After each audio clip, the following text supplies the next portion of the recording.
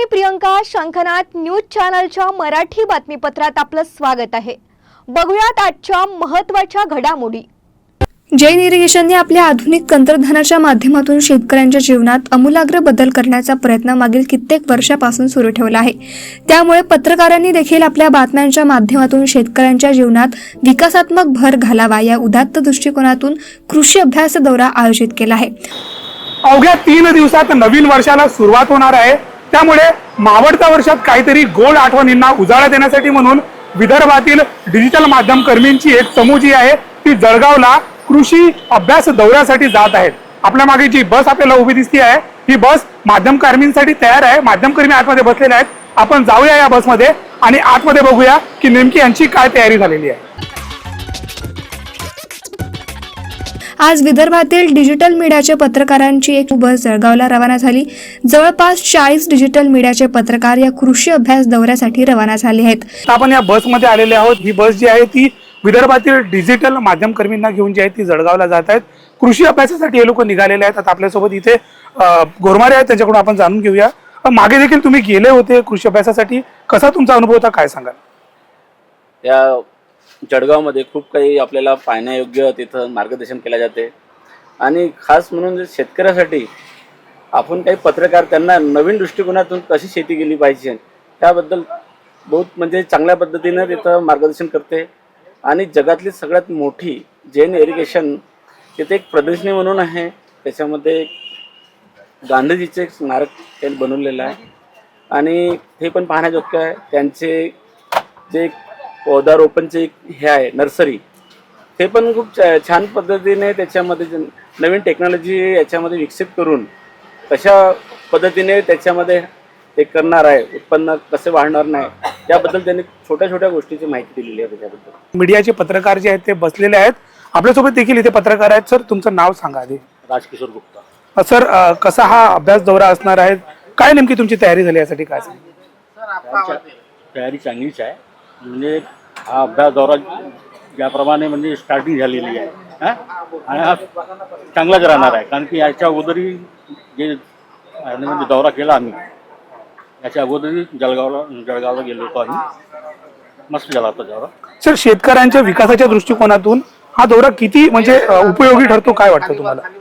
शेतकऱ्यांच्या विकास, मी स्वतःही शेतकरीच आहे, त्यामुळे माझ्यात जास्त म्हणजे त्यावर भर आहे आणि त्यासाठी जाणार आहे मी. आणि याच्या अगोदर मी म्हणजे गव्हर्नमेंट करून मी गेलेलो 4 स्टेटमध्ये, तामिळनाडू, केरळ, हैदराबाद वगैरे ते सगळं पाहून आलं ते कृषी बदल. आणि हा आता नवीन आहे. याच्या अगोदर जे जैन आहेत त्यांच्यासोबत भेट झालेली आहे जळगावला.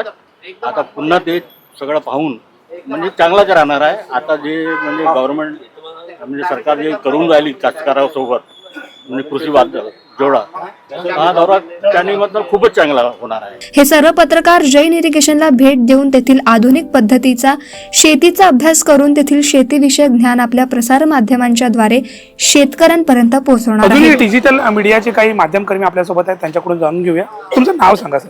मी सुरेश डांगे, चंद्रपूर जिल्ह्यातील चिमोरीत राहतो. जैन इरिगेशनच्या मागील वर्षीच्या हायटेक शेतीचा जो मेळावा, महामेळावा राहतो, त्यामध्ये मागच्या वर्षीसुद्धा मी गेलो आहे. स्वतः शेती करत जरी नसलो परंतु या शेतीकडे पाहण्याचा दृष्टिकोन मागील वर्षीच्या ज्या अभ्यास दौऱ्यातून झालेला आहे आणि त्याचा परिणाम हा लिखाणात सुद्धा उमटलेला आहे. अशा प्रकारचे दौरे जे आहेत ते प्रसार माध्यमांसाठी होणं किती गरजेचं, काय वाटतं तुम्हाला?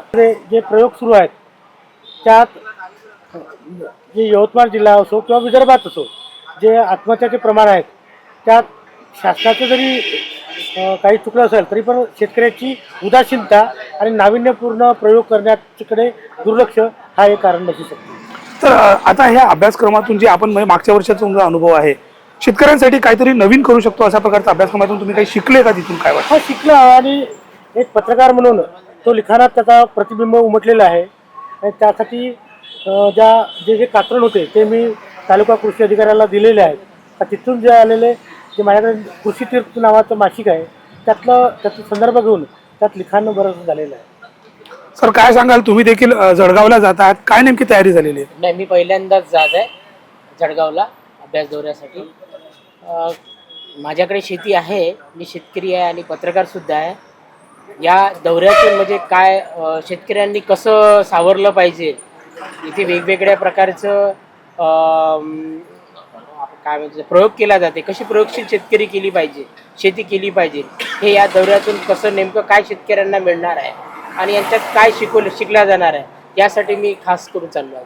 तर आपण बघितलं की विदर्भातील जे आहेत ते बरेच डिजिटल माध्यमकर्मी जे आहेत ते जळगावला कृषी अभ्यास दौऱ्यासाठी जात आहेत. त्यामुळे आपण देखील आशा करूया की या अभ्यास दौऱ्यातून या सर्व पत्रकारांनी जे आहेत जेही कृषी विषयक ज्ञान ते हे घेणार आहेत, त्या ज्ञानाचा जो आहे तो नक्कीच शेतकऱ्यांना चांगला फायदा होणार आहे. कॅमेरामॅन सचिन सह सनी भोंगाडे, शंखनाद न्यूज, नागपूर.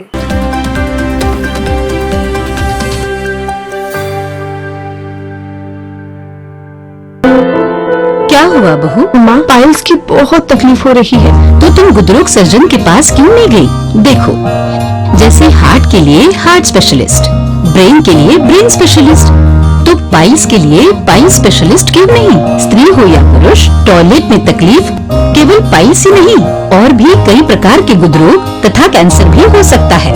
इसीलिए इसकी प्रत्यक्ष जांच जरूरी है।